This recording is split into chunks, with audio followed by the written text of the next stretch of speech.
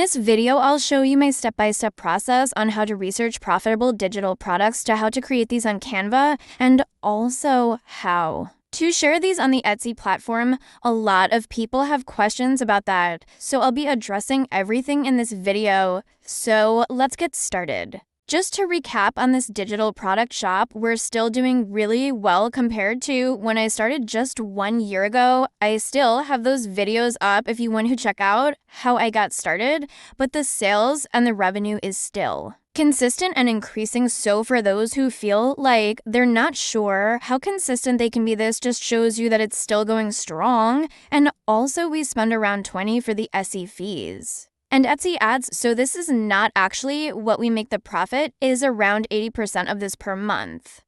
So now let's get into the first step on how do you find profitable Canva templates like this. So you can do it for yourself first. We'll need to download a Chrome called EverBee. This tool allows you to do a lot of in-depth research based off of your competitors, seeing what's out there on the marketplace. So you can analyze what areas you want to tap into, what fits your skill set, and I'll show you how I do it right now. And they also have a free version that if you want to try it out, I do recommend the paid version because there's a lot more information that you can access, and I'll show you what I mean by that. But search the category that we want to tap into, and for this we'll be doing Canva templates.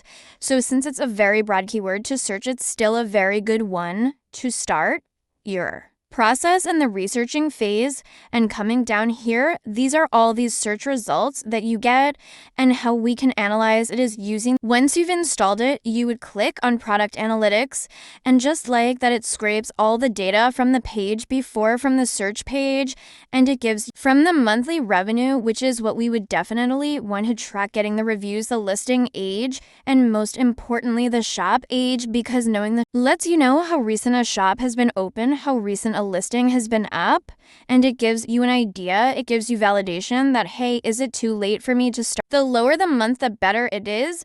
But even if you're trying to tackle ones that are in the 48 months, 42, it's okay. It just depends on the category. By ideally, the smaller this number, better it is for us, gives us more confidence that we want to tap into it. All right. So now let's come back here. Usually what I like to do is filter out the monthly revenue, because at the end of the day, you can have all the sales counts you want, but if the price point is low, your revenue is still going to be low. So if you have a high ticket number, even the sales number is low, is still. So we'll filter from that, and sometimes you'll get some items that are not that relevant to you. So we want to those out. Let's take a look at this new client onboarding one.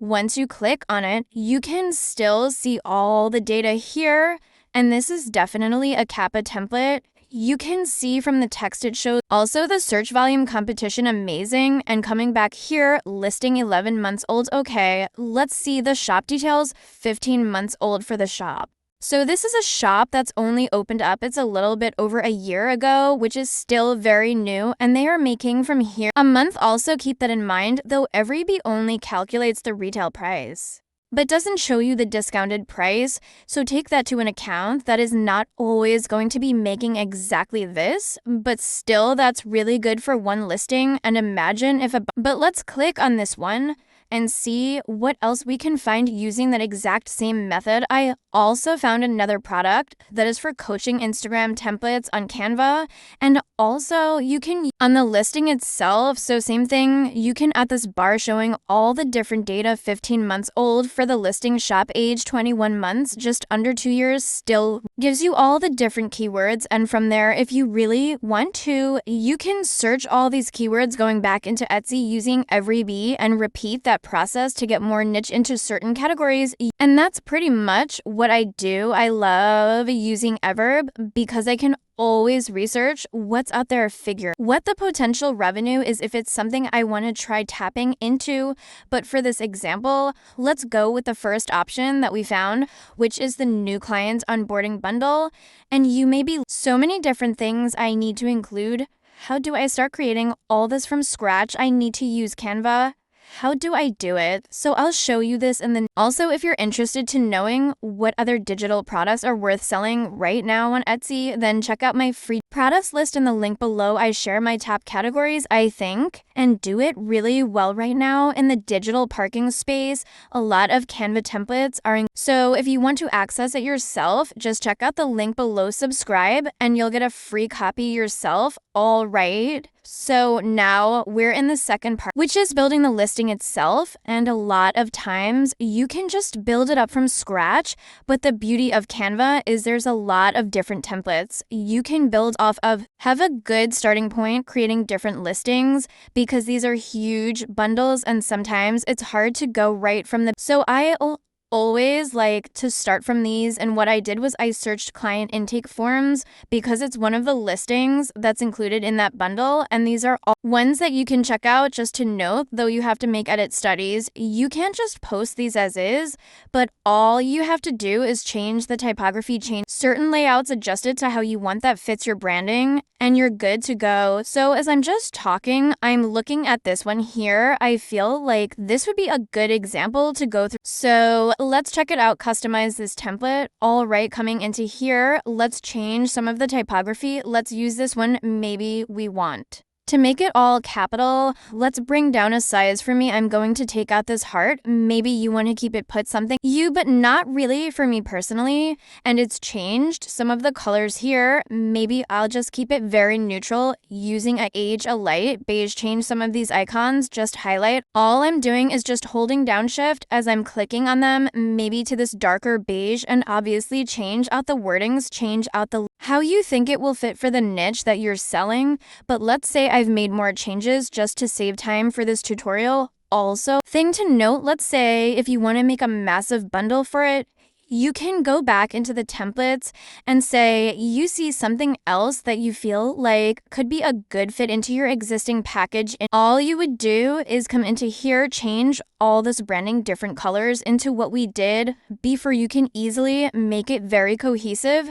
And that's what I always want to make sure that all my products are very cohesive with each other. It just looks more professional and more trust from the buyers. And even this typeface, I want to change it to what we did earlier, just like that. And again, I would make a bit more adjustments, and the last one, I can actually put it in the same page. If I want to make a new page over here, just Command V and paste it. So now we have a form that looks pretty cohesive. And obviously when you're actually doing this, but let's say this is complete. Let's say you have a massive bundle now and you want to put this on Etsy. And this is the part that a lot of people confuse about building. It is not so hard. It just takes time. But how do you? Because you can't technically just share it on Etsy like this. You need to create a link and share that. But how do you share the link? You will need to have Canva to do this in order to share a template link. So I'll have a 30-day free trial if you want to check it out in the description, link below. Now to share the link, all you have to do, share, come down, and you see template link, click on that. And this is the link that you'll be sharing. But now how do you share this link? You can't just upload it onto Etsy. So I went ahead and I created a new document. I created something very simple, just a thank you for your purchase. We appreciate your support. And if you have any questions, please reach out to us and you can edit your template using the link below. Now, this is where we will add our link, and this is the PDF that we will upload onto Etsy. So the customers will purchase the listing, they will download this product, and you can add all your different links in here. And then they will be able to access your Canva templates now. So let me show you how to at the link below. So let's say you created this. We're going to click on where we want the link to be inserted. We click on more, click link, and we just paste a link just like that, click done.